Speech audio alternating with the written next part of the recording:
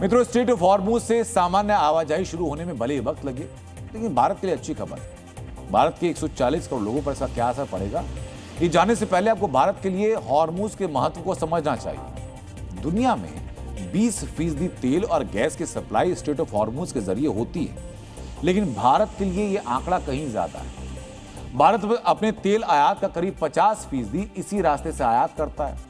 इसके अलावा कुल आयात 70% एलपीजी और लगभग 90% एलएनजी का आयात हॉर्मुज के जरिए होता है।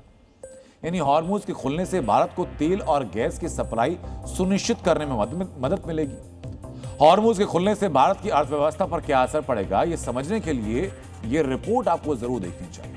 अमेरिका और ईरान के बीच युद्ध दुनिया के दूसरे देशों की तरह भारत में भी महंगाई लेकर आया। कच्चे तेल और गैस की कीमत में रिकॉर्ड उछाल के कारण भारत में भी कीमतों में बढ़ोतरी हुई। इससे खाने पीने के सामान से लेकर हर चीज के दाम में बढ़ोतरी हुई।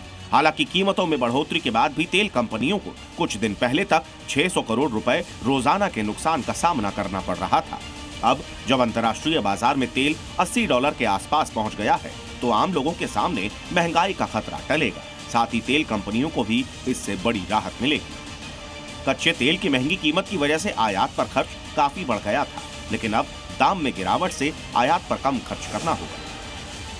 कच्चे तेल की कीमत में प्रति बैरल $1 की गिरावट से भारत को सालाना लगभग 1.2 से लेकर $1.5 अरब की बचत होती है। अगर $10 की गिरावट है तो साल में भारत की बचत 12 से 15 अरब डॉलर की होगी। दाम कम होने से तेल के आयात का बिल कम होगा, जिससे डॉलर पर खर्च कम हो जाएगा। इससे रुपए को भी सहारा मिलेगा।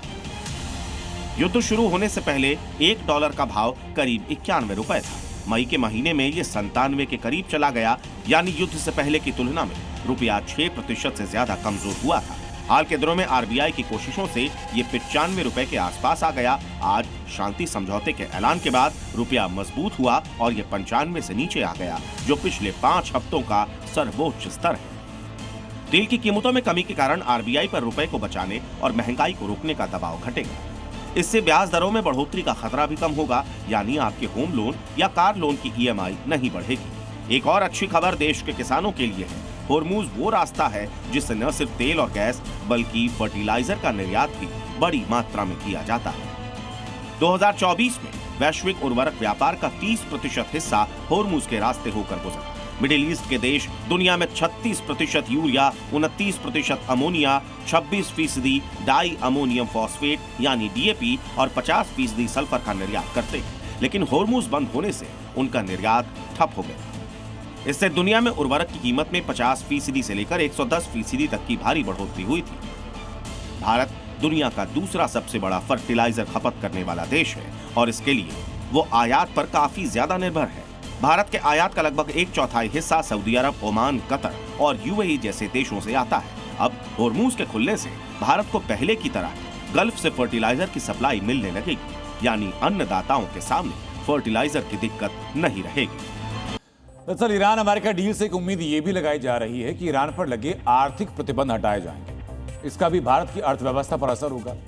पश्चिमी देशों के प्रतिबंध से पहले ईरान उन देशों में शामिल था जहां से भारत बड़ी मात्रा में कच्चे तेल का आयात करता था। 2018 में ईरान पर पाबंदियां सख्त होने से पहले भारत के कुल तेल आयात में ईरानी हिस्सेदारी लगभग 11.5% तक पहुंच गई थी। उस समय ईरान भारत की रिफाइनरी को तेल खरीदने के लिए आकर्षक ऑफर देता था, जैसे शिपिंग की लागत में काफी छूट, भुगतान के लिए ज्यादा समय। अगर ईरान से प्रतिबंध हटा लिया जाता तो भारत को इसके 3 फायदे होंगे। पहला, रूस, सऊदी अरब और इराक के अलावा एक बड़ा तेल सप्लायर मिलेगा। दूसरा, भारत की कंपनियों को इसके मोलभाव करने में आसानी होगी। और तीसरा, रूस के तेल पर निर्भरता कम होगी। तेल के अलावा चाबार पोर्ट के मामले में भी भारत को फायदा होगा। अमेरिकी प्रतिबंधों की वजह से भारत ने कुछ समय पहले चाबार का संचालन एक ईरानी कंपनी को सौंपने का विकल्प चुना। प्रतिबंध हटने के बाद भारतीय company India ports global limited इस रणनीतिक बंदरगाह का पूरा कंट्रोल अपने हाथों में ले सकेगी। चाबहार हिंद महासागर तक सीधी पहुंच देता है। मतलब यह कि मध्य एशिया, अफगानिस्तान और रूस तक भारत की कनेक्टिविटी पाकिस्तान पर निर्भर हुए बिना बहुत ज्यादा मजबूत हो जाएगी। इसके अलावा भारतीय निर्यातकों को एक नया बाजार मिलेगा। भारत ईरान को चावल, चाय पत्ती, दवाई, केमिकल और इंजीनियरिंग सामानों का निर्यात करता था। 2018-2019 में भारत का ईरान को कुल निर्यात करीब $4 अरब का था। लेकिन उसके बाद ये लगातार घटता गया। प्रतिबंध हटने पर भारतीय निर्यातकों के लिए ईरान फिर से एक बड़ा बाजार बन सकता है।